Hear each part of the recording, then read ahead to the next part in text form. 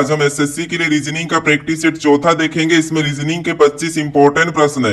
यदि आप एसएससी के किसी भी एग्जाम्स को देने वाले हो तो ये प्रैक्टिस सेट आपके लिए काफी इंपॉर्टेंट है, क्योंकि इस प्रैक्टिस सेट में जो प्रश्न दिए गए हैं उसी टाइप के प्रश्न आपकी परीक्षाओं में पूछे जाएंगे। तो चलिए हम शुरू करते हैं प्रश्न 1 से। हमारा पहला प्रश्न दिया है, प्रश्न कह रहा है कि नीचे दिए गए विकल्पों में से संबंधित संख्या को चुनिए। यानी जिस प्रकार यहाँ पर 35 से 4 लिखा है, हमें उसी प्रकार 57 का बताना है। ठीक है, तो ये हमारा नंबर एनालॉजी का प्रश्न है। हमें सबसे पहले यहाँ पर ये पता करना है कि 35 से 4 कैसे लिखा है, फिर हम सेम तरीके से 57 का बताएंगे। ठीक है, तो देखिए जब भी बड़ी संख्या से छोटी संख्या लिखी हुई मिलती तो उस कंडीशन में आपको क्या करना है, सबसे पहले उस बड़ी संख्या को या तो आपस में जोड़ के देखना है या फिर गुणा करके देखना है। ठीक है, जैसे यहाँ पर अगर हम 35 को आपस में जोड़ देते तो यहाँ पर हमारे कितने हो जाएंगे, 3 और 5 8 हो जाएंगे। ठीक है, लेकिन यहाँ पर कितना दिया है, 4 दिया है। यानी 8 को 4 बनाने के लिए हम यहाँ पर क्या कर सकते हैं, 2 से काट लेंगे। ठीक है, 2 से काट देंगे तो यहाँ पर हमारे कितने हो जाएंगे, 4 हो जाएंगे। ठीक है, और यही 4 यहाँ पर दिया है। तो इसी तरीके से क्या करेंगे, 57 का भी हम बताएंगे। जैसे 57 को क्या करेंगे, सबसे पहले आपस में जोड़ देंगे तो 5 और 7 यहाँ पर कितने हो जाएंगे, 12 हो जाएंगे। ठीक है, और 12 को भी क्या करेंगे, सेम तरीके से जैसे हमने यहाँ पर 2 से काटा था तो यहाँ पर भी हम 2 से ही काट देंगे। ठीक है, तो 12 को 2 से काटेंगे तो यहाँ पर हमारे कितने हो जाएंगे, 6 हो जाएंगे। यानी जो प्रश्नवाचक चिन्ह दिया है यहाँ पर क्या होना चाहिए, 6 होना चाहिए। ठीक है, तो ऑप्शन में देखिए 6 कहां पर है, तो ऑप्शन नंबर बी में दिया है, तो ऑप्शन नंबर बी हमारे यहाँ पर सही जवाब होगा। ठीक है, लेकिन आप इस प्रश्न को एक तरीके से और भी सोल्व कर सकते हैं। ठीक है, जैसे 3 और 5 के बीच में कौन सी संख्या आती है, तो आप कहोगे यहाँ पर 4 संख्या आती है। ठीक है, यानी कि 4, तो यहाँ पर 4 लिखा है। तो उसी तरीके से यहाँ पर हम बताएंगे कि 5 और 7 के बीच में कौन सी संख्या आती है, तो यहाँ पर 6 आती है। तो यहाँ पर क्या हो जाएगा, 6 ही हो जाएगा। ठीक है, तो इस तरीके से भी हमारा ऑप्शन नंबर बी ही वाला यहाँ पर सही जवाब होगा। यानी आपको यहाँ पर पैटर्न को समझना है। ठीक है, अब चलिए हम बढ़ते हैं प्रश्न 2 पे। अब दूसरे नंबर का प्रश्न दिया है, प्रश्न कह रहा है कि दिए गए विकल्पों में से लुप्त संख्या ज्ञात कीजिए। यानी यहाँ पर एक हमारे पास प्रश्नवाचक चिन्ह दिया है और यहाँ पर कौन सी संख्या होगी ये हमें बताना है। ठीक है, तो देखिए जब भी लुप्त संख्या के प्रश्नों को ज्ञात करना तो सबसे पहले आपको ध्यान देना कि जो प्रश्नवाचक चिन्ह है वो किस जगह। ठीक है, तो जैसे प्रश्नवाचक चिन्ह हमारा यहाँ पर है तो इसी की जगह जैसे यहाँ पर 502 कैसे लिखा है, 719 कैसे लिखा है, 206 कैसे लिखा है, 115 कैसे लिखा है, ये सबसे पहले आपको पता करना है। अब ये कैसे पता करना है, जैसे यहाँ पर ऊपर छोटी संख्या है तो यहाँ पर नीचे लिखा, यहाँ पर भी नीचे लिखा, यहाँ पर भी नीचे लिखा, यहाँ पर भी नीचे लिखा, तो हम भी इसका यहाँ पर बताएंगे। लेकिन इससे पहले हम इन संख्याओं को पता करेंगे। ठीक है, तो देखिए जैसे अब नीचे हमारी छोटी बड़ी संख्या और ऊपर छोटी संख्या, तो इस कंडीशन में क्या हम क्या करेंगे, ऊपर वाली संख्या का सीधे वर्गीय घन करके देखेंगे। ठीक है, तो जैसे अगर हम यहाँ पर 5 का घन करके देखते हैं तो 5 का घन कितना होता है, तो 5 का घन होता है 125 होता है। ठीक है, कितना होता है, 125। और 125 से अगर हमको 15 पता करना है तो यहाँ पर हम क्या कर सकते हैं, -10 कर लेंगे। ठीक है, इसमें से -10 कर लेंगे तो यहाँ पर हमारे कितने बचेंगे, 115 बच जाएंगे। ठीक है, और यहाँ पर 115 लिखा है। अब इसी तरीके से हम अगला कॉलम भी चेक करेंगे। जैसे यहाँ पर 6 दिया है तो सबसे पहले 6 का घन करेंगे। अब 6 का घन कितना होता है, तो ये आपको पता होना चाहिए, 6 का घन होता है 216। अब 216 में हम क्या करेंगे, जैसे हमने यहाँ पर 10 माइनस किया था तो यहाँ पर भी हम सेम तरीके से 10 को ही माइनस करेंगे। ठीक है, ना कि दूसरी संख्या। तो यहाँ पर 10 माइनस करेंगे तो यहाँ पर हमारे कितने हो जाएंगे, यहाँ पर हमारे हो जाएंगे 206, और यहाँ पर 206 भी दिया है। ठीक है, ये आपको पैटर्न पता चल रहा है। अब इसी तरीके से 8 और 9 को भी चेक करते, जैसे यहाँ पर इस 8 का भी क्या करेंगे, घन करेंगे। ठीक है, अब 8 का घन कितना होता है, तो 8 का घन होता है 512। और इस 512 में हमें क्या करना है, सबसे पहले जैसे हमने यहाँ पर -10 किया था तो यहाँ पर भी हम -10 ही करेंगे। ठीक है, तो -10 करेंगे तो यहाँ पर हमारे कितने बचेंगे, 502 बचेंगे। यानी कि यहाँ पर भी 502 लिखा है। अब एक और देख लेते हैं, जैसे अब यहाँ पर 9 का घन करते हैं।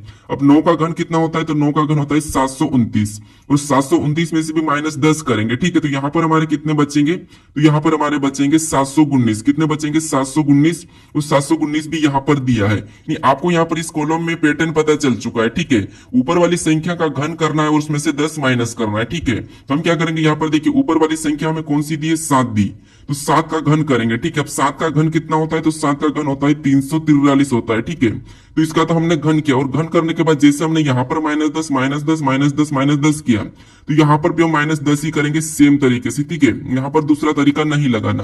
तो इसमें से -10 कर लेंगे तो यहाँ पर हमारे कितने बचेंगे, 333 बचेंगे। ठीक है, तो ऑप्शन में देखिए 333 कहां पर है, तो ऑप्शन नंबर हमारे डी में दिया है, तो ऑप्शन नंबर डी हमारे यहाँ पर सही जवाब होगा। ठीक है, अब चलिए हम बढ़ते हैं प्रश्न 3 पे।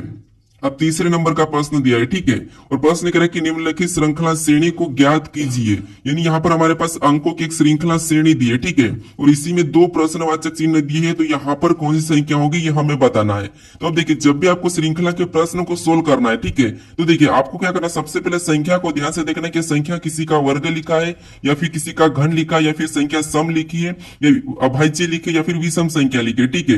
ये चार पांच चीजें देखना है। अगर आपको इसमें समझ नहीं आता है तो फिर आपको यहाँ पर क्या करना है, संख्या को देखना है कि संख्या अचानक अचानक बढ़ रही है या फिर संख्या एक छोड़ के एक बढ़ रही है, ठीक है। अगर धीरे धीरे घटती बढ़ती है तो घटती बढ़ती है, तो फिर उस कंडीशन में आपको क्या करना है, एक छोड़ के एक देखना है। अगर संख्या अचानक अचानक बढ़ती है तो फिर आपको वहां पर गुणा करना है, ठीक है। यानी कि जैसे अगर संख्या अचानक बढ़ती है तो हम क्या करते हैं, 18 का गुणा किसी संख्या के साथ करके देखते हैं।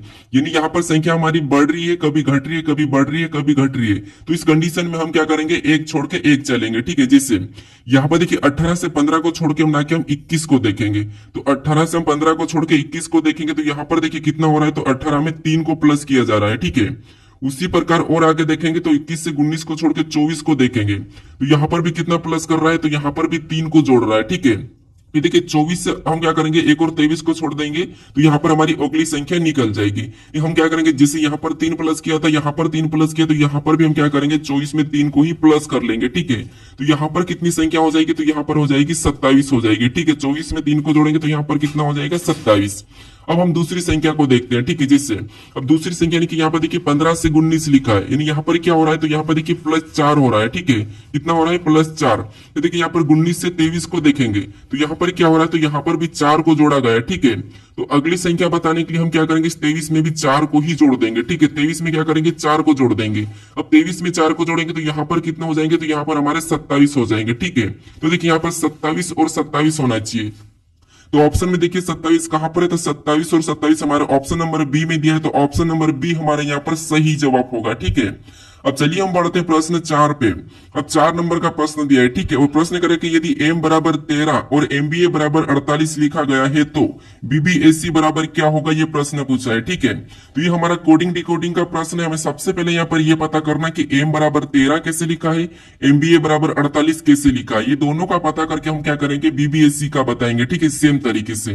तो अब देखिए, जो मैं आपको बताता हूँ कि जब भी आपको लेटर से अंकों में लिखा हुआ मिलता है, जैसे यहाँ पर लेटर से अंकों में लिखा है, यहाँ पर भी लेटर से अंकों में लिखा, अगर ऐसा मिलता है तो उस कंडीशन में आपको क्या करना है, सबसे पहले तो उन लेटर को अंकों में लिखना है, ठीक है। जैसे यहाँ पर देखिए एम हमारे एबीसीडी में कितने नंबर पे आता है, तो 13 नंबर पे आता है, ठीक है।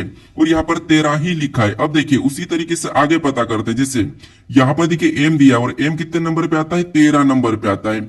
उसके बाद यहाँ पर बी दिया और बी हमारे एबीसीडी में कितने नंबर पे, 2 नंबर पे आता है, ठीक है। फिर यहाँ पर ए दिया और ए हमारे ABCD में कितने नंबर पे, 1 नंबर पे आता है। अब देखिए यहाँ पर 13 था तो 13 लिखा है, लेकिन यहाँ पर देखिए MB यानी कि 13 2 यहाँ पर क्या हो रहा है, 48 लिखा है।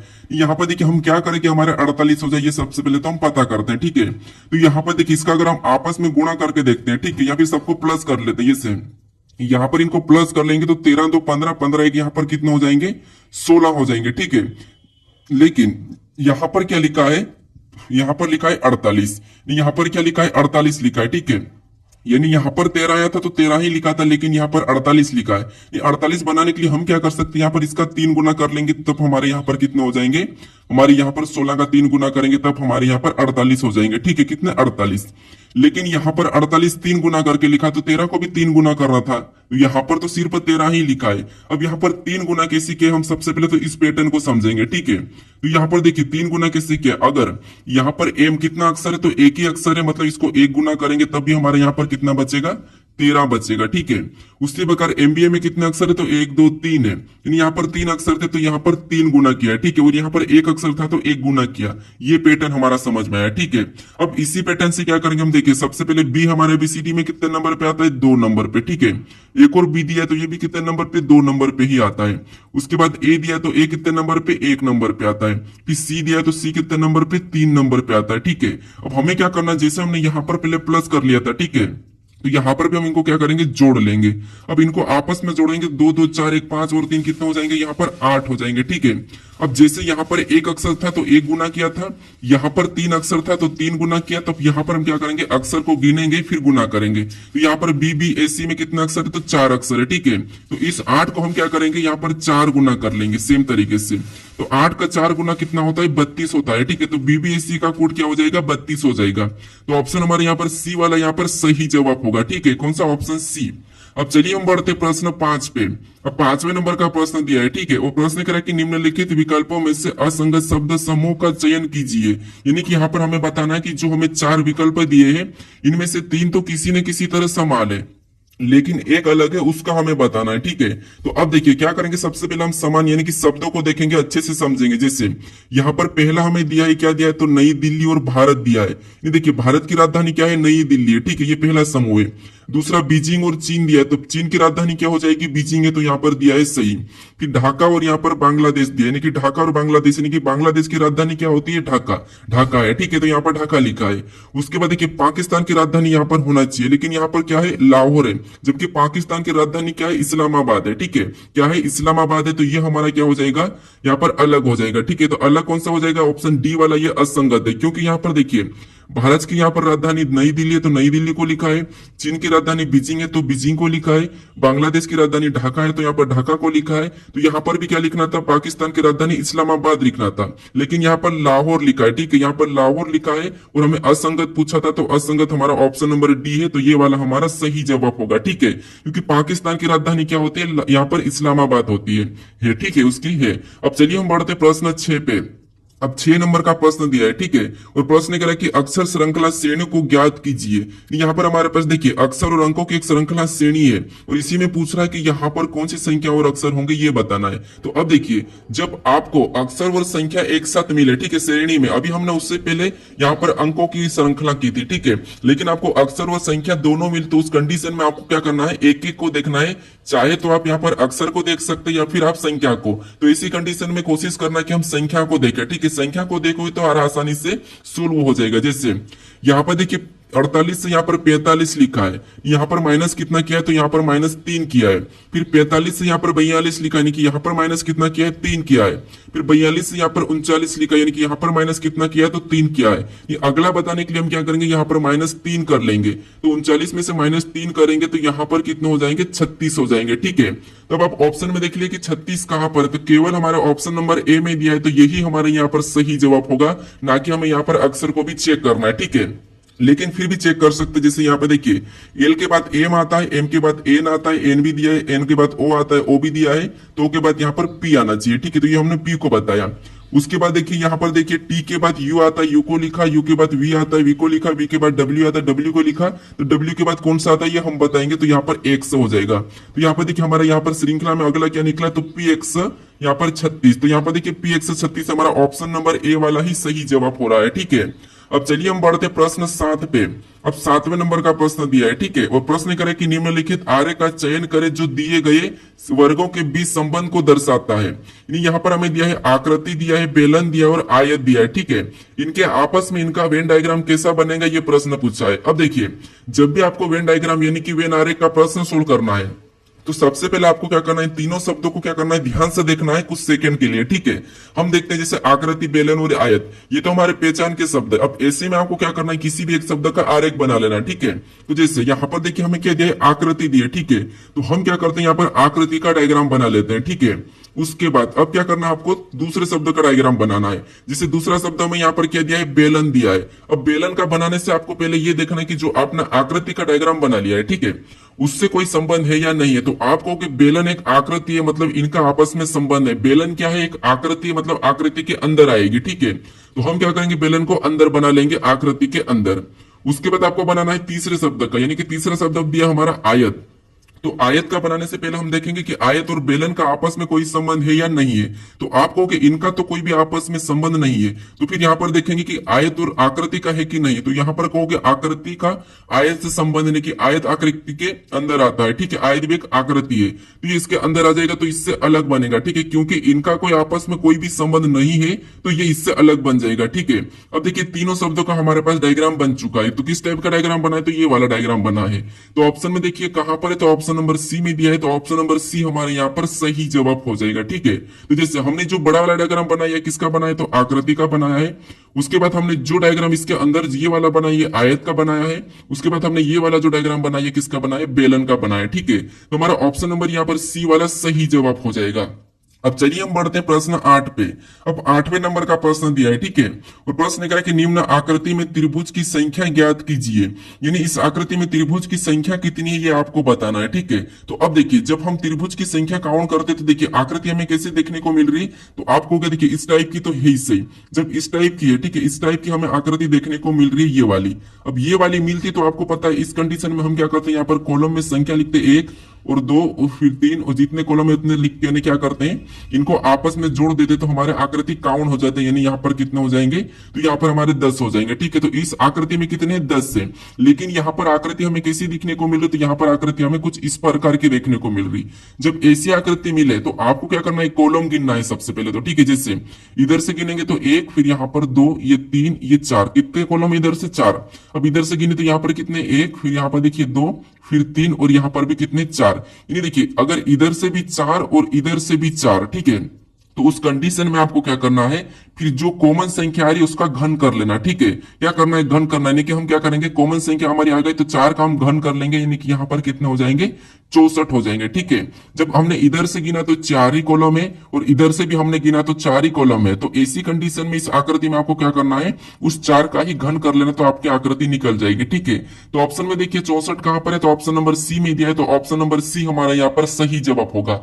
लेकिन अगर आपको एक तरफ मान लो 3 मिला, ठीक है, 4 तक नहीं कॉलम है, 3 ही कॉलम है, तो उस कंडीशन में आपको क्या करना है, कौन सी ट्रिक लगाना है, ये मैं आपको आगे वाले प्रैक्टिस सेट में बता दूंगा। ठीक है, अभी तक जो कॉमन मिले तो कॉमन में आपको क्या करना है, कोई सी भी संख्या चाहे 5 मिले 6 मिले, बस आपको क्या करना है, कॉमन कॉलम हो तो उसका घन कर लेना है। अगर एक तरफ 4 और एक तरफ 3 रहेगी तो ऐसी कंडीशन में कौन सी ट्रिक लगाना ये मैं आगे वाले प्रैक्टिस सेट में बता दूंगा। ठीक है, अब चलिए हम बढ़ते प्रश्न 9 पे। अब 9वें नंबर का प्रश्न दिया है। ठीक है, और प्रश्न कह रहा है कि नीचे दिए गए विकल्पों में से संबंधित शब्द को चुनिए। यहाँ पर हमें दिया है नॉर्वे का ओस्लो दिया है, तो हमें यहाँ पर ईरान का बताना है। ठीक है, तो ये हमारा एनोलॉजी का ही प्रश्न है, बस इनमें यहाँ पर शब्द वाले दिए। ठीक है, तो यहाँ पर देखिए सबसे पहले हमें पता करना कि नॉर्वे से ओस्लो कैसे लिखा है, फिर हम सेम तरीके से ईरान का बताएंगे। तो अब देखिए आपको यहाँ पर शब्द में पता होना चाहिए। ठीक है, जैसे नॉर्वे हमारा एक देश है और इसकी राजधानी क्या है, तो ओस्लो है। ठीक है, क्या है, ओस्लो है। तो उसी प्रकार हम क्या करेंगे, ईरान की भी राजधानी बता देंगे। अगर आपको ईरान की राजधानी है तो अभी तक आपने इस प्रश्न को सही कर चुके होंगे। ठीक है, जिसको नहीं है वो मैं बता रहा हूं। जैसे नॉर्वे की राजधानी क्या है, तो ओस्लो है, तो उसी तरह ईरान की राजधानी क्या हो जाएगी, तो यहाँ पर हमारी तेहरान हो जाएगी। ठीक है, कौन सी तेहरान, मतलब ऑप्शन नंबर हमारे यहाँ पर डी वाला कौन सा वाला सही जवाब होगा। ठीक है, अब देखिए यहाँ पर मास्को को दिया है। ठीक है, तो ये किसकी राजधानी, तो ये मास्को हमारी रूस की राजधानी है। बगदाद इराक की राजधानी। ठीक है, बगदाद इराक की राजधानी। अब यहाँ पर आप कंफ्यूज हो चुके होंगे, कोई ऐसे भी हो जो बगदाद लगा दिया होगा, लेकिन ये ईरान की नहीं बल्कि इराक की राजधानी। ठीक है, और यहाँ पर देखिए क्या दिया है, मैड्रिड दिया है, तो ये किसकी राजधानी, तो ये स्पेन की। ये 3 याद कर लेना, ये हमारी रूस की है, मास्को रूस की है और बगदाद इराक की है और मैड्रिड स्पेन की है। ठीक है, बाकी नॉर्वे तो ओस्लो की, नॉर्वे की ओस्लो है और यहाँ पर ईरान की तेहरान है। ठीक है, तो ऑप्शन नंबर हमारे यहाँ पर कौन सा वाला, डी वाला सही हो जाएगा। अगर आप यहाँ पर कंफ्यूज होंगे आपने बी वाला लगा दिया होगा, लेकिन ये है इराक की। ठीक है, ईरान की तेहरान और इराक की बगदाद। ठीक है, तो ऑप्शन हमारे यहाँ पर कौन सा, डी वाला सही जवाब हो जाएगा। अब चलिए हम बढ़ते हैं प्रश्न 10 पे। अब 10वें नंबर का प्रश्न दिया है। ठीक है, और प्रश्न करें कि श्रृंखला में रिक्त पदों पर क्रमिक रूप से कौन सा विकल्प रखने पर श्रृंखला पूरी होगी।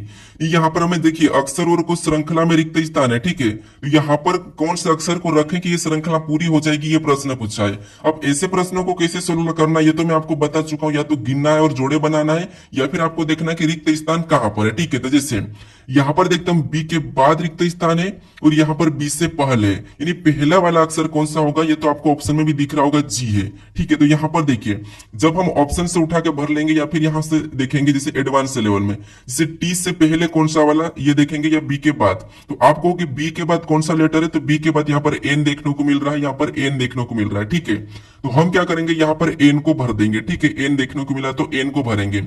उसके बाद देखिए यहाँ पर रिपीट हमारा कहां से हो रहा है, तो हम यहाँ से इसको अलग जोड़ा बना लेते हैं। ठीक है, अब हमें यहाँ पर देखिए जैसे यहाँ पर बी के बाद एच दिया है और यहाँ पर हम बी के बाद एच भरते हैं। ठीक है, जैसे अगर हम यहाँ पर एच भरते हैं तो लेकिन हमारे पास तो सामने कोई एच है ही नहीं, तो यहाँ पर हम चेंज कर लेंगे, लेकिन अभी तक भरते हैं। ठीक है, उसके बाद यहाँ पर देखिए हमने एज भर लिया, ठीक है, मान लो हमने यहाँ पर एज भर दिया, ठीक है। उसके बाद जोड़े बना के देखेंगे, एक जोड़ा हमारा ये बन चुका है H B N T F. उसके बाद यहाँ पर भी एच बी, यहाँ पर एन के बाद क्या आ जाएगा, टी आ जाएगा, ठीक है। तो यहाँ पर देखिए एच बी एन टी, ठीक है, H B N T F, एक जोड़ा हमारा यहाँ पर भी बना है। तो आगे वाला यहाँ पर आई दिया है, ठीक है। यानी दोस्तों यहाँ पर आपको पैटर्न समझ में आएगा। देखिए एन से पहले तो यहाँ पर तो बी ही आएगा, ठीक है, यहाँ तो बी आ रहा है, यहाँ पर भी एक जोड़ा बन गया, ठीक है। फिर यहाँ पर भी बी एन टी एफ तो सही है, लेकिन हमारा पहला अक्षर ऐसा है जो किस तरह पैटर्न चल रहा है, ठीक है। जैसे यहाँ पर हम जी को भरते हैं, ठीक है, तो जी को हमने यहाँ पर भर दिया, ये हमने किसको भरा, जी को। और जी के बाद क्या आता है, एच आता है, एच के बाद आई आता है, और आई के बाद यहाँ पर जे हो जाएगा। नहीं, अल्फाबेट में एक एक प्लस करके भरा है, ठीक है, बाकी वही है। जैसे G B N T F, यहाँ पर H B N T F, यहाँ पर I B N T F, और यहाँ पर J B N T F. अब हमारा जो पहला लेटर था वो +1 में चला है, ठीक है, कौन सा पहला लेटर +1 में चला है, ठीक है। तो हम देखेंगे कि हमने कौन कौन से लेटर को भरा है। तो सबसे पहले तो हमने जी को भरा है, उसके बाद हमने एन को भरा है, फिर हमने टी को भरा है, फिर हमने बी को भरा है, और लास्ट में हमने जे को भरा है, ठीक है। तो लास्ट में जे यानी कि हमारा ऑप्शन नंबर सी वाला यहाँ पर क्या हो जाएगा, सही जवाब होगा, ठीक है। तो आपको एडवांस लेवल में सोल्व करना, तो आपको देखिए यहाँ पर ये जोड़े तो बनते मिल ही रहे थे, ठीक है, बीएनटीएफ तो मिल ही रहा था, लेकिन आपको पहले वाले अक्षर को चेंज करना था, ठीक है। अब चलिए हम बढ़ते प्रश्न 11 पे, इसका भी लेवल धीरे धीरे बढ़ाएंगे, ठीक है। अब देखिए 11वें नंबर का प्रश्न दिया है, ठीक है, और प्रश्न करे कि दिए गए घन को मोड़कर निम्नलिखित में से कौन सा बॉक्स बनाया जा सकता है। यहाँ पर देखिए हमारे पास एक खुला पासा दिया है, इसको बंद करने पर कौन सा पासा बनेगा, ये प्रश्न पूछा है, ठीक है। तो देखिए कल की ही प्रैक्टिस सेट में आपको मैं बताया था कि इसका विपरीत बताना आप सीख जाओ, ठीक है। कल में सिखाया था आपको ऐसे खुले पासे का विपरीत कैसे बताना, करेक्ट, ठीक है। तो जैसे आपको पता है सबसे पहले एक छोड़ के एक चलाने के @ का विपरीत क्या हो जाएगा, प्लस, और यहाँ पर हैशटैग का क्या हो जाएगा, 6 हो जाएगा, और जो बचा वो किसका हो जाएगा, तो 4 का प्रतिशत हो जाएगा। ये मैं आपको बताया था।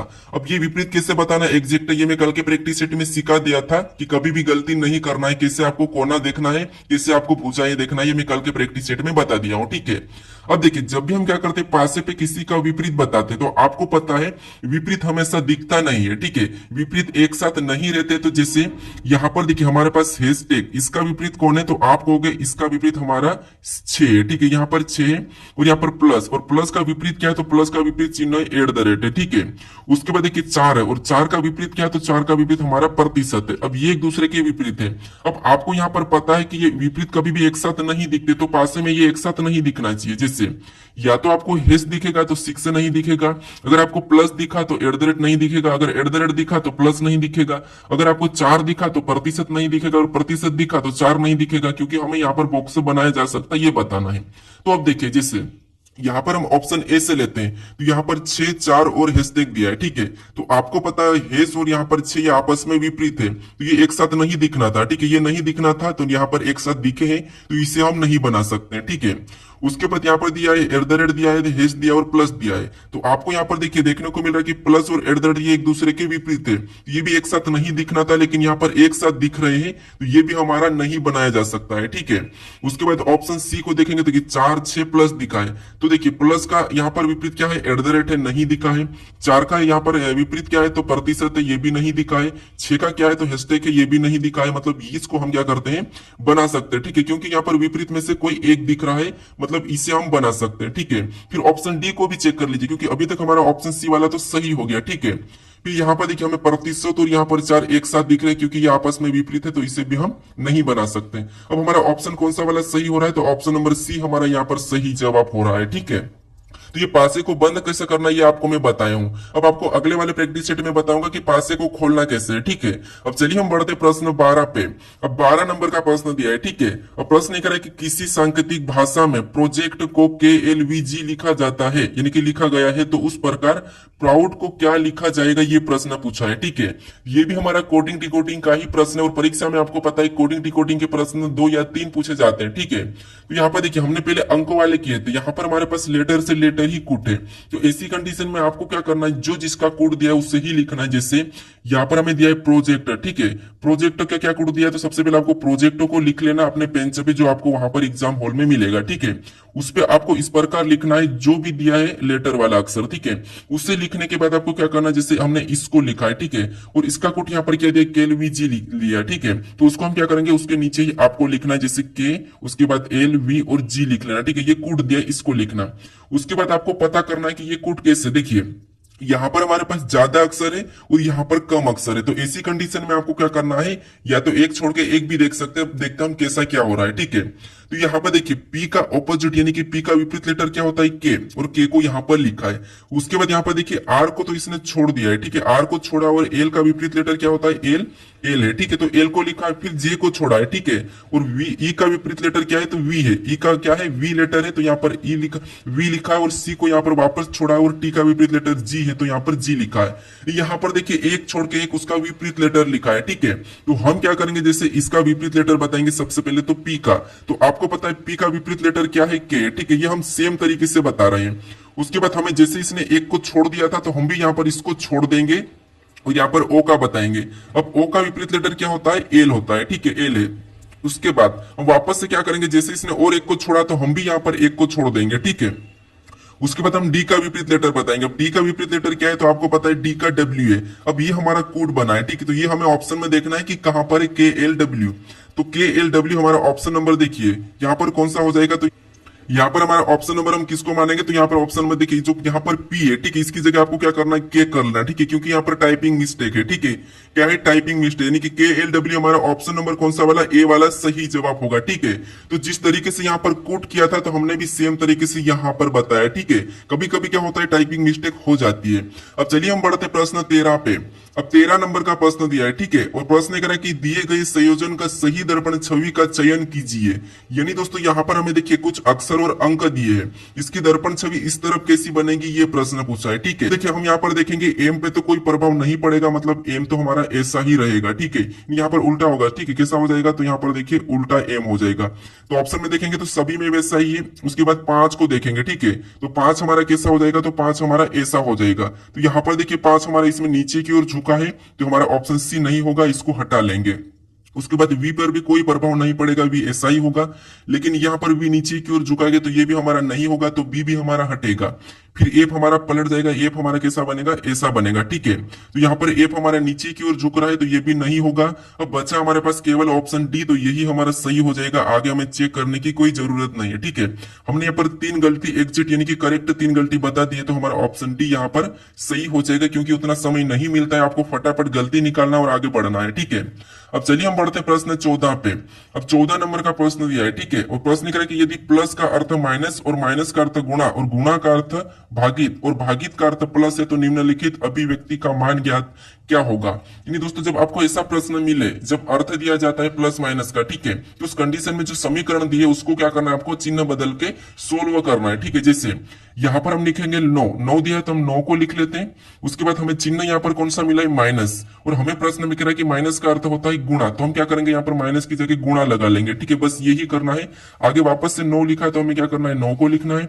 फिर हमें चिन्ह कौन सा दिया है, यहाँ पर भागित का दिया है, और यहाँ पर भागित का अर्थ क्या कह रहा है, तो यहाँ पर भागित का अर्थ कह रहा है प्लस, तो यहां पर हम प्लस लगा लेंगे और अगली संख्या 72 को वैसा ही लिख लेंगे, ठीक है। उसके बाद और आगे देखेंगे तो हमें यहाँ पर गुणे का चिन्ह मिल रहा है, और यहाँ पर देखिए गुणे का अर्थ क्या कह रहा है, तो गुणे का अर्थ भागित का, यहाँ पर हम वापस से भागित का चिन्ह लगा के अगली संख्या 4 को वैसा ही लिखेंगे, ठीक है।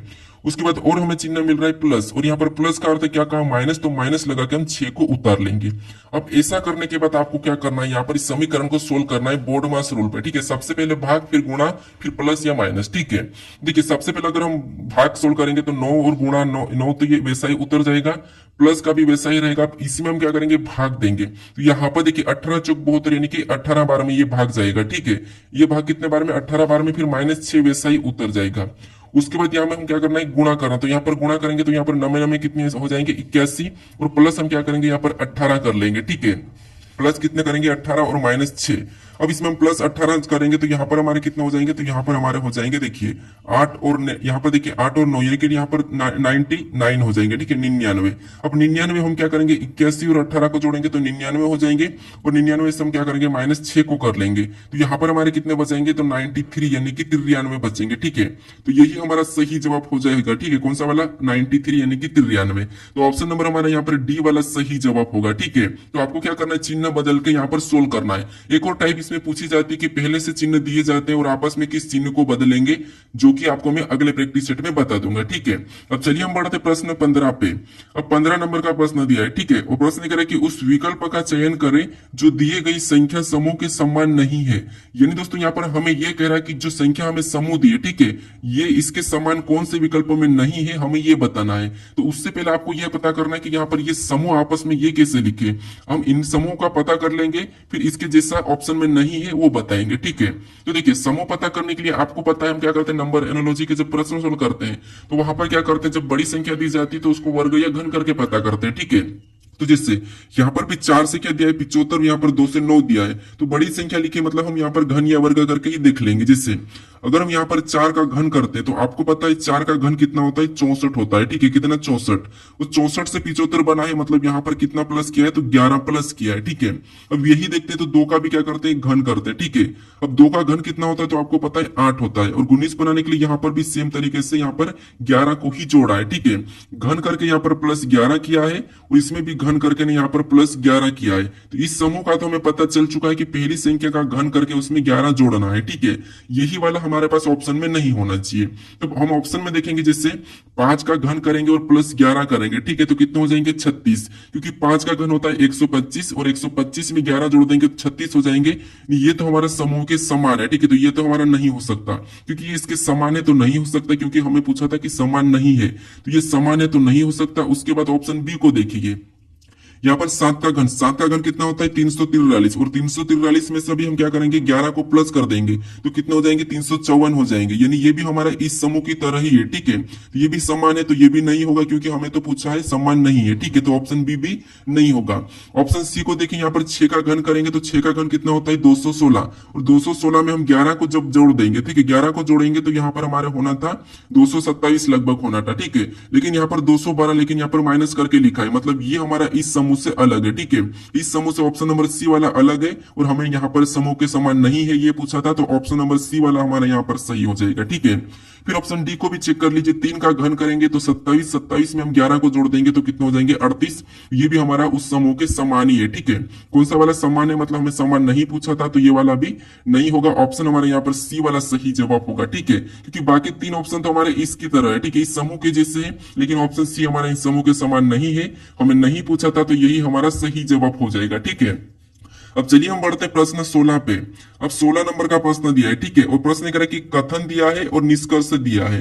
सबसे पहले आपको क्या करना है, इन कथन को समझना है, उसके बारे में निष्कर्ष से क्या कह रहा है वो समझना है। ठीक है, तो हमें यहाँ पर कथन क्या कर रहा है, देखिए पहला कथन करा कि कुछ पंखे गोले, नहीं देखिए कुछ पंखे, यहाँ पर मैं पंखे का डायग्राम बनाता हूँ, और कुछ पंखे क्या है, गोले, मतलब कुछ पंखे गोल है, तो गोल का डायग्राम इसमें कुछ वाला बनेगा, यानी कि कुछ पंखे ये क्या है, गोल है, तो गोल का मैं जी प्रतीक लेता हूँ। ठीक है, उसके बाद आगे कह रहा है कि कुछ गोल व्रत है। अब कुछ गोल क्या है, व्रत है, हमें पंखे का नहीं कहा, गोल का कहा, तो यहाँ पर हम कुछ गोल को व्रत में ले लेंगे। ठीक है, तो ये व्रत है। उसके बाद अब इसके बारे में निष्कर्ष से क्या कह रहा है, हमें ये देखना है। ठीक है, तो पहला निष्कर्ष से कह रहा है कि सभी पंखे व्रत थे। क्या आपको यहाँ पर सभी की सभी पंखे व्रत दिख रहे कि नहीं, यहाँ तो कुछ भी नहीं दिख रहा है, तो सभी कैसे हो सकते, तो ये तो गलत है। ठीक है, यहाँ पर ये तो गलत हो जाएगा, मतलब ये वाला निष्कर्ष तो हमें गलत कह रहा है। ठीक है, पहला।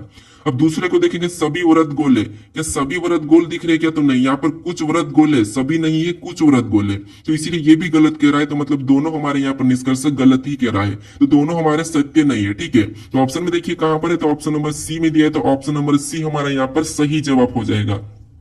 अब चलिए हम बढ़ते प्रश्न 17 पे। अब 17 नंबर का प्रश्न दिया है। ठीक है, और प्रश्न कह रहा है कि नीचे दिए गए पेंटस शब्द को कौन सा विकल्प बनाया जा सकता है, पेंटस शब्द से कौन सा विकल्प बनाया जा सकता है, ये प्रश्न पूछा है। अब देखिए आपको ऐसे प्रश्नों में क्या करना, जैसे यहाँ पर हमें दिया है पेंटस, और इस शब्द से कौन सा विकल्प बनाया जा सकता है, ये प्रश्न पूछा है। बनाया जा सकता का मतलब ये है कि इस पेंटस को हम क्या करते हैं, इधर उधर घुमा के लिख सकते हैं, यानी कि आपको जो भी शब्द बनाना, यानी कि जो भी अक्षर का शब्द बनाना है वो आपको इन्हीं अक्षरों का प्रयोग करना है। आगे पीछे कर सकते हैं, लेकिन इन्हीं का आपको प्रयोग करना है, कि जो अक्षर यहाँ पर 6 अक्षर दिया है इन्हीं का प्रयोग करना है। ठीक है, अगर इसके अलावा अगर डबल भी प्रयोग करें तो वो नहीं बनाया जा सकता, जितने हैं उतने ही प्रयोग करना है, उसके अलावा अलग किया तो वो भी नहीं बनाया जा सकता। तो अब ऑप्शन दे देखेंगे, जैसे यहाँ पर हमारे पास एस और एस यहाँ पर 2 बार प्रयोग हो रहा है। ठीक है, लेकिन यहाँ पर एक ही बार है, तो इसे तो हम नहीं बना सकते। फिर यहाँ पर देखिए ई दिया, और यहाँ पर ई हमारे इसमें है ही नहीं। ठीक है, पेंटस में ई नहीं है, तो ये भी हम नहीं बना सकते, तो ऑप्शन बी भी नहीं होगा, क्योंकि हमें बनाया जा सकता है, ये पूछा है। ठीक है, उसके बाद ऑप्शन सी को देखिए तो NIPSAT, मतलब ऑप्शन हमारा यहाँ पर देखिए कौन सा वाला बन रहा है, तो आप कहोगे ऑप्शन सी हमारा बन रहा है। ठीक है, ऑप्शन यहाँ पर डी में देखेंगे तो पी दिया है, ए दिया है, आई दिया है, एम, यहाँ पर एम दिया है। ठीक है, क्योंकि एम तो हमारे यहाँ पर है ही नहीं, तो इसको भी हम नहीं बना सकते, यानी कि हमें जो बनाया जा सकता प्रश्न पूछा है तो हमारा कौन सा बन रहा है, ऑप्शन नंबर सी वाला बन रहा है, ना कि डी वाला। ठीक है, क्योंकि यहाँ पर डबल एस दिया है तो नहीं बनाया जा सकता, यहाँ पर ई दे दिया है तो ई तो है ही नहीं, एम भी नहीं है, तो ये दो तो नहीं बना सकते, केवल हमारा यहाँ पर सी वाला सही जवाब होगा। ठीक है, तो आपको ये भी याद रखना कि अगर आपको अक्सर एक ही है, ठीक है, यहाँ पर अक्सर एक है और यहाँ पर डबल दिया जाए तो वो भी नहीं बना सकते हैं। ठीक है, तो ऑप्शन हमारा यहाँ पर सी वाला सही जवाब हो जाएगा। अब चलिए हम बढ़ते प्रश्न 18 पे। अब 18 नंबर का प्रश्न दिया है। ठीक है, और प्रश्न करें कि निम्न आकृति का अध्ययन करें और बताइए कि संख्या 7 से क्या दर्शाया गया है। यहाँ पर हमें इस आकृति का अध्ययन करना और संख्या 7 से क्या दर्शाई ये बताना। ठीक है, तो यहाँ पर जो हमें वर्त दिख रहा है, ठीक है, यानी ये हमारा क्या है, सॉरी यहाँ पर वर्ग दिख रहा है। ठीक है, ये क्या है, तो प्रशिक्षित नर्स है। और जो व्रत दिख रहा है, ठीक है, ये हमारा व्रत है, व्रत में क्या दिया है, वैभाविक जनसंख्या। और यहाँ पर जो त्रिभुज है इसमें क्या दिया है, तो यहाँ पर दिया है अस्पताल में नर्स है।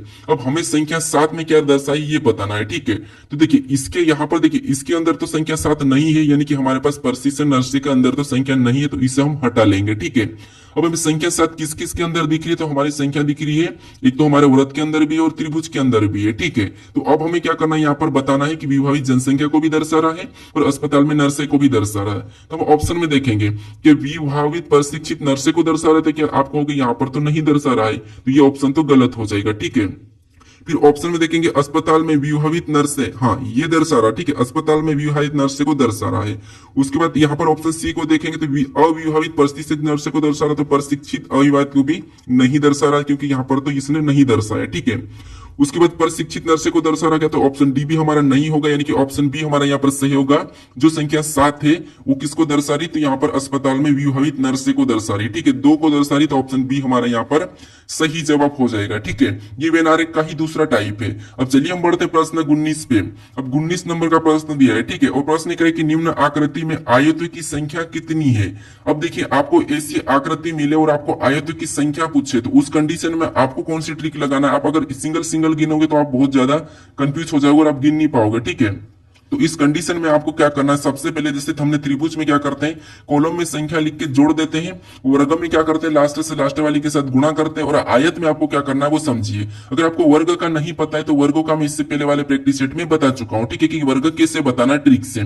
जैसे अब आयत बताना, तो आयतों में क्या करना, आपको कॉलम में संख्या लिखना, जैसे इधर से लिखेंगे तो 1, फिर यहाँ पर 2 और इधर 3। इसमें कितनी 3 कॉलम है। ऊपर से लिखेंगे तो 1, फिर यहाँ पर 2, फिर इधर 3, 4, उसके बाद 5 और 6 और 7, यहाँ पर टोटल कॉलम कितने 7 है। ठीक है, अब ऐसे कॉलम लिखने के बाद अगर यहाँ पर वर्ग पूछा जाता तो लास्ट से लास्ट के साथ गुणा करना, लेकिन हमें यहाँ पर क्या पूछ रहा है, आयतों की संख्या पूछिए। ठीक है, जब आयतों की संख्या पूछे तो उस कंडीशन में आपको क्या करना है, इधर से भी सभी को प्लस कर लेना। ठीक है, इधर से आपको सभी को प्लस कर लेना है और उस नीचे से भी आपको सभी को प्लस करना है। अब इन सभी को जोड़ेंगे तो यहाँ पर हमारे कितने हो जाएंगे, 1 और 2 3, 3 और 3 6, 6 4 10, 10 5 15, 15 और 6 21, 21 7 28। इधर सभी को जोड़ने पर कितने हो रहे हैं, 28 हो रहे हैं। ठीक है, उसी प्रकार इधर भी प्लस करेंगे तो यहाँ पर प्लस करने पर कितने हो जाएंगे, तो यहाँ पर प्लस करने पर हमारे बराबर 6 हो रहे हैं। ठीक है, अब ऐसा करने के बाद जो संख्या प्लस करने पर आई, ठीक है, उनको आपस में फिर आपको गुणा करना है। जैसे 28 और 6 का आपको आपस में गुणा कर लेना। ठीक है, तो आपका यहाँ पर आयत की संख्या निकल जाएगी। तो 28 और 6 का आपस में गुणा करेंगे तो यहाँ पर कितने हो जाएंगे, 168 हो जाएंगे। ठीक है, कितने 168, 8 सिंह देखिए, 8 सिंह 48 का 8, हासिल का 4 और 8 दूना 16 और 4, मतलब 6 दूना 16 और 4, 6 दूना 12 और 4 16। ठीक है, तो यहाँ पर 168 हो रहे हैं। ठीक है, देखिए कैसे किया हमने, देखिए 8 सिंह 48, यानी कि 6 8 48 और 48 का 8, फिर हासिल का 4 और 6 दूना 12 और 4 16, मतलब 168 ही हो रहे हैं। ठीक है, तो ऑप्शन में देखिए 168 कहां पर है, तो ऑप्शन नंबर ए में दिया है, तो ऑप्शन नंबर ए हमारा यहाँ पर सही जवाब होगा। ठीक है, अगर आपको वर्ग पूछा जाता है तो वो सीखना है तो आप इससे पहले वाले प्रैक्टिस सेट को देख लीजिए जो कि तीसरे नंबर का है। ठीक है, अब चलिए हम बढ़ते प्रश्न 20 पे। अब 20 नंबर का प्रश्न दिया है। ठीक है, वो प्रश्न कह रहा है कि शब्दों को उनके क्षेत्र के आरोही क्रम में व्यवस्थित कीजिए। अब यहाँ पर हमें कह रहा है कि उनके क्षेत्रों के आरोही क्रम में। अब आरोही क्रम का मतलब यही कि बढ़ते क्रम है। ठीक है, छोटे से बड़े की ओर हमें बताना है। अब यहाँ पर सबसे छोटा क्या चीज है, तो यहाँ पर हमें दिया है जिला दिया है, नगर दिया है, राज्य दिया और पंचायत दिया है और देश दिया है। तो सबसे छोटा तो आपको पता है यहाँ पर क्या होना चाहिए, पंचायत होना चाहिए। ठीक है, तो 4 नंबर वाला हमारा पहले आ जाएगा क्योंकि आरोही क्रम में हम सबसे छोटा 4 को लेंगे। पंचायत से क्या बनता है, नगर बनता है। तो फिर दूसरे नंबर वाला आ जाएगा, यानी कि 4 के बाद फिर उससे बड़ा दूसरा। फिर नगर के बाद क्या बनता है, जिला। तो नगर से बड़ा क्या हो जाएगा, जिला, मतलब फिर पहले नंबर वाला आ जाएगा इससे बड़ा, ठीक है। फिर इससे बड़ा कौन सा है, तो जिला से बड़ा एक राज्य, मतलब फिर तीसरे नंबर वाला आ जाएगा। तो यहाँ पर उससे बड़ा कौन है, तीसरे नंबर वाला। फिर आपको पता है लास्ट में कौन सा आ जाएगा, देश, मतलब फिर यहाँ पर हो जाएगा 5वें नंबर वाला। अब हमें यहाँ पर मिला ना कि ये नंबर कहाँ पर है, तो 4 2 1 3 5। तो हमें ऑप्शन नंबर डी में दिया है, तो ऑप्शन नंबर डी हमारे यहाँ पर सही क्रम हो जाएगा, ठीक है। अगर आपको यहाँ पर अवरोही क्रम पूछा जाता तो आपको फिर बड़े से छोटी की ओर चलना था, फिर आपको मिलता है देश, फिर राज्य, फिर जिला, फिर नगर पंचायत मिलता है। लेकिन यहाँ पर आरोही क्रम, तो आरोही क्रम में बढ़ते क्रम, अवरोही मतलब घटते क्रम, ठीक है। अब चलिए हम बढ़ते प्रश्न 21 पे। अब 21 नंबर का प्रश्न दिया है, ठीक है। और प्रश्न कह रहा है कि दिए गए कागज संयोजन को काटा और मोड़ा जाता है तो खोलने पर कैसा दिखेगा। यानी दोस्तों आपको मैं कल भी बताया था कि पेपर कटिंग फोल्डिंग के प्रश्न को कैसे सोल्व करना है, ठीक है। तो देखिए आपको सबसे पहले पता है कि हमें 3 बिंदियां दी है, ठीक है। तो आपको पता है कि जब हम क्या करेंगे, इस आकृति को इसको इधर की ओर रोटेट करेंगे, ठीक है, इधर मोड़ देंगे। तो यहाँ पर देखिए इधर मोड़ देंगे तो ये बिंदियां यहाँ पर भी छप जाएगी, ठीक है। कहां पर, यहाँ पर तीनों बिंदियां छप जाएगी। उसके बाद वापस हम क्या करेंगे, इस कागज को ऊपर की ओर मोड़ेंगे, ठीक है। ऊपर की ओर मोड़ेंगे तो ये हमें कह रहा है तो वैसा ही मोड़ेंगे। तो यहाँ पर ये बिंदियां और भी वैसी की वैसी नीचे छपेगी, तो नीचे वैसी की वैसी छपेगी, मतलब ये ऐसी छप जाएगी। और इधर से भी 3 ऐसी छप जाएगी, ठीक है। ये 3 भी इधर से ऐसी छप जाएगी। उसके बाद हमें ऑप्शन में देखना है, तो यहाँ पर 2 बिंदियां, ठीक है। तो ये नहीं होगा यहाँ पर, ठीक है। 3 बिंदियां, यहाँ पर भी 3, यहाँ पर भी 3। अब हमें देखना है कि और भी क्या है। तो आप कहोगे यहाँ पर एक कोना हमारा यहां से बन रहा है, फिर हमारा एक कोना यहां से बन रहा है, और एक देखिए दूसरा फिर और कहां से बन रहा है। तो यहाँ पर कहोगे आप इधर भी बनेगा, ठीक है। इधर भी वैसा ही कोना बनेगा, एक कोना यहां से बन रहा है, उसके बाद इधर भी एक कोना बनेगा, ठीक है। तो ये वाले कोने हमें ऑप्शन में देखना है। तो यहाँ पर तो हमें त्रिभुज टाइप के कोने दिख रहे हैं, तो ये तो गलत ही था। यहाँ पर हमारे कोने ही नहीं बने तो ऑप्शन ए भी गलत हो जाएगा। यहाँ पर भी त्रिभुज टाइप के कोने बने तो ये भी नहीं होगा। अब हमारा बचा केवल इसके जैसा कौन सा वाला है, तो ऑप्शन नंबर डी वाला, ठीक है। तो ऑप्शन नंबर डी हमारे यहाँ पर सही जवाब हो जाएगा। अब चलिए हम बढ़ते प्रश्न 22 पे। अब 22 नंबर का प्रश्न दिया है, ठीक है। और प्रश्न कह रहा है कि ब्लैक बोर्ड के सामने वाली बेंच पर 5 छात्र जे, के, एल, एम और एन बैठे हैं। के एम के एकदम दाएं बैठा है, जो सबसे बाईं ओर बैठा है। यदि जे एल के तत्काल बाएं हैं लेकिन एन के ठीक दाएं हैं, तो बेंच में बीच में कौन बैठा है। अभी हमारा बैठक अवस्था का प्रश्न है, ठीक है। देखिए हम हर प्रैक्टिस सेट में टाइप वाइज और चैप्टर वाइज प्रश्नों को सोल्व करते ताकि एसएससी में आपको कोई भी दिक्कत नहीं आए, ठीक है। तो देखिए आपको यहाँ पर कह रहा है कि ब्लैक बोर्ड के सामने वाली बेंच पर 5 छात्र, ब्लैक बोर्ड के सामने वाली बेंच, यानी कि जैसे हम यहाँ पर बैठे और हमारे सामने क्या है, एक ब्लैक बोर्ड है, ठीक है। यहाँ पर हम बैठे हैं, जैसे हम बैठे हैं वैसे ही इनको बैठाना है, ठीक है। जैसे कि हमारा दाया अभी किस तरफ, तो आपको होगा हमारा दाया इस तरफ है और इस तरफ हमारा बाया है, ठीक है। तो वैसे ही हमें इनको भी बिठाना है। अब कितने छात्र बैठे, 5 छात्र। देखिए कहां से यहां तक तो बैठे हैं, ठीक है, 5 छात्र बैठे हैं। उसके बाद यहाँ पर ब्लैक बोर्ड के सामने वाली बेंच पर 5 छात्र जे, के, एल, एम, एन बैठे हैं, ठीक है। अब आगे कह रहा है कि के एम के एकदम दाएं बैठा है। क्या कह रहा है कि के एम के एकदम दाएं बैठा है, यानी जो के बैठा है, ठीक है। ये जो के बैठा है ये एक एम के एकदम दाएं बैठा है, मतलब एम इधर हो जाएगा इसके बाएं में, ठीक है। ये हमने बिठा दिया। उसके बाद जो सबसे बाईं ओर बैठा है, ठीक है। देखिए के एम के एकदम दाएं बैठा है, जो सबसे बाईं ओर है, ठीक है। यानी कि एम क्या है, सबसे बाईं ओर हो जाएगा, ठीक है। जैसे ये एक बेंच पे बैठे हैं, ठीक है, ये एक बेंच पे बैठे हैं, तो ये सबसे बाईं ओर हो गया, ये फिर उसके बाद हो गया, फिर यहाँ पर हमें 3 लोगों को और बैठाना है, ठीक है। अब देखिए आगे कह रहा है कि यदि जे एल के तत्काल बाएं बैठा है, ठीक है। यहाँ पर देखिए जे एल के तत्काल बाएं बैठा है, यानी कि जे को हम यहाँ पर भी बिठा देते हैं, कहां पर भी जे, ये जो जे है, ठीक है। जे एल के तत्काल बाएं मतलब यहाँ पर एल हो जाएगा, ठीक है। तो ये तत्काल बाएं बैठा है, ठीक है, तत्काल बाएं बैठा है, लेकिन एन के ठीक दाएं, यानी एन के ठीक दाएं मतलब एन यहाँ पर बैठ जाएगा, ठीक है। अब देखिए एन के ठीक दाएं और जे के बाएं कौन बैठा है, यानी कि एल के बाएं कौन बैठा है, जे, मतलब हम यहाँ पर 5 लोगों को सही साथ बिठा दिया है। अब आगे प्रश्न कह रहा है कि देखिए एक बार और पढ़ के चेक कर लीजिए, जैसे के एम के एकदम दाएं बैठा है, तो के एम के एकदम दाएं मतलब सही है, जो कि सबसे बाई और बैठा, मतलब हाँ एन सबकी बाई और बैठा, ये भी सही है। यदि जे एल के तत्काल बाएं है, तो यहाँ पे देखिए जे एल के तत्काल बाएं है, तो ये भी सही है। लेकिन एन के दाएं मतलब हाँ एन के दाएं है, तो ये भी सही है। मतलब 5 लोग हमारे सही बैठ चुके हैं। अब देखिए प्रश्न कह रहा है कि तो बेंच के बीच कौन बैठा है, यानी कि यहाँ पर प्रश्न कह रहा है कि तो बेंच के बीच में कौन बैठा है। तो आपको यहाँ पर दिखा है बेंच के बीच में कौन बैठा है, एन बैठा है, तो एन हमारा ऑप्शन सही होगा, यानी कि ऑप्शन डी वाला यहाँ पर सही हो जाएगा, ठीक है। अब चलिए हम बढ़ते प्रश्न 23 पे। अब 23 नंबर का प्रश्न दिया है, ठीक है। और प्रश्न कह रहा है कि एक महिला की तस्वीर की ओर इशारा करते हुए वरुण ने कहा कि वह मेरे ससुर के बेटे की एकलौती बहन की सास से। वरुण उस महिला से किस प्रकार संबंधित है, ये प्रश्न पूछा है, ठीक है। तो देखिए, अगर आपको ब्लड रिलेशन के प्रश्न में ए बी का भाई है, बी सी की बहन है, ये वाले प्रश्न सोल्व करना है तो मैं इससे पहले वाले प्रैक्टिस सेट में बता चुका हूं। अब आपको यहाँ पर इशारे करने वाले, ठीक है। जब आपको इशारे करने वाले प्रश्न मिले तो आपको खुद को लेके सोल्व करना है। जिससे कैसे, देखिए, जैसे एक महिला की तस्वीर की ओर इशारा करते हुए किसने, वरुण ने कहा। नहीं, आप वरुण हो, ठीक है। आपने कहा, आपने क्या कहा, एक महिला की ओर इशारा करा आपने, और आपने मुझे कहा, ठीक है। आप खुद को लीजिए, और आपने क्या कहा, मुझे कहा कि वह मेरी ससुर के बेटे, यानी आपने क्या कहा कि वह मेरे ससुर के बेटे, यानी आपका ससुर, ठीक है। आपका ससुर का बेटा मतलब वह मेरे ससुर के बेटे, मतलब आपका ससुर का बेटा मतलब आपका साला। आपका साला की एकलौती बहन मतलब आपकी पत्नी हो जाएगी, क्योंकि आपके साला की केवल एकलौती ही बहन है, मतलब वो कौन है, आपकी पत्नी। और आपकी पत्नी की सास से, यानी जो तस्वीर में, ठीक है, जो तस्वीर में कौन थी, एक महिला थी, ठीक है। एक तस्वीर में एक महिला है जो क्या है, आपकी पत्नी की सास से, जो क्या है, आपकी पत्नी की सास से। इसका मतलब ये है कि यहाँ पर प्रश्न क्या कि वरुण उस महिला से किस प्रकार संबंधित है। यहाँ पर महिला से, जहां से लगा उससे उल्टा बताना है कि महिला का वरुण क्या लगेगा। तो आप कहोगे आपकी पत्नी की सास कौन है, ये वो महिला है, ठीक है। जो तस्वीर में वो आपकी पत्नी की सास है, तो उसके आप क्या लगोगे, तो आप उसके क्या लोगे, पुत्र लोगे, ठीक है। क्या लोगे, आपकी पत्नी की सास मतलब आप उनके पुत्र हो। तो यहाँ पर ऑप्शन में देखिए पुत्र कहां पर है, तो ऑप्शन नंबर डी में दिया है। तो ऑप्शन नंबर हमारा यहाँ पर सॉरी बी वाला सही जवाब होगा, ठीक है। क्या हो जाएगा, ऑप्शन नंबर बी। तो आपको क्या करना है, यहाँ पर खुद को लेना, जिससे वह मेरे ससुर के बेटे की एकलौती बहन, मतलब आपके ससुर का बेटा मतलब आपका साला, और आपके साले की एकलौती बहन मतलब केवल आपकी पत्नी, और आपकी पत्नी की सास जो चित्र में थी वो आपकी पत्नी की सास मतलब आप उनके बेटे हो, ठीक है। तो ऑप्शन बी वाला यहाँ पर सही होगा। अब चलिए हम बढ़ते प्रश्न 24 पे। अब 24 नंबर का प्रश्न दिया है, ठीक है। और प्रश्न करे कि निम्नलिखित में से कौन सा विकल्प दिए गए पैटर्न को पूरा करेगा। यहाँ पर हमारे पास इस आकृति में क्वेश्चन मार्क दिया, यहाँ की आकृति हमें हटी हुई मिल रही है, तो इससे ही हमें क्या करना है, पूरा करना है विकल्प से उठा के, ठीक है। तो अब देखिए, सबसे पहले हमें देखना है कि यहाँ पर आकृति कैसी बन रही है। तो आपको पता है एक तरफ ब्लैक है, एक तरफ व्हाइट है, देखिए यहाँ पर भी एक तरफ ब्लैक एक तरफ व्हाइट, यहाँ पर भी एक तरफ ब्लैक एक तरफ व्हाइट। तो यहाँ पर अगर देखिए यहाँ पर व्हाइट है तो यहाँ पर एक तरफ क्या होना चाहिए, तो यहाँ पर एक तरफ ब्लैक होना चाहिए, ठीक है। क्या होना चाहिए, यहाँ पर ब्लैक होना चाहिए, तो ये ब्लैक वाला होगा। तो ऑप्शन में देखिए यहाँ पर कहां पर मिल रहा है हमें, तो यहाँ पर तो हमें व्हाइट मिल रहा है, तो ये नहीं होगा। यहाँ पर व्हाइट मिल रहा है, ये भी नहीं होगा, ये ठीक है। अभी देखते हैं आगे, इधर क्या होना चाहिए था, तो यहाँ पर व्हाइट होना चाहिए। तो नीचे वाला ब्लैक ऊपर वाला व्हाइट, मतलब ये भी नहीं होगा। ऑप्शन हमारे यहाँ पर डी वाला सही हो जाएगा, ठीक है।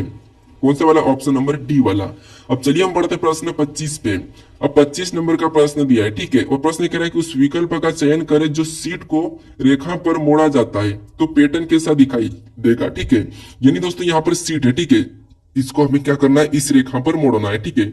अगर हम इसको कागज को इधर मोड़ देंगे तो यहाँ पर इसकी छवि कैसी बन जाएगी, ये प्रश्न पूछा है, ठीक है।